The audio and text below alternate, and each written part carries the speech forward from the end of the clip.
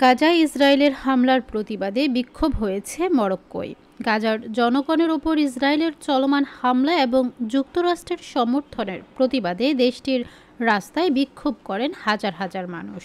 রোববার ৬ এপ্রিল মরক্কোর রাজধানী রাবাতে এই বিক্ষোভ হয়।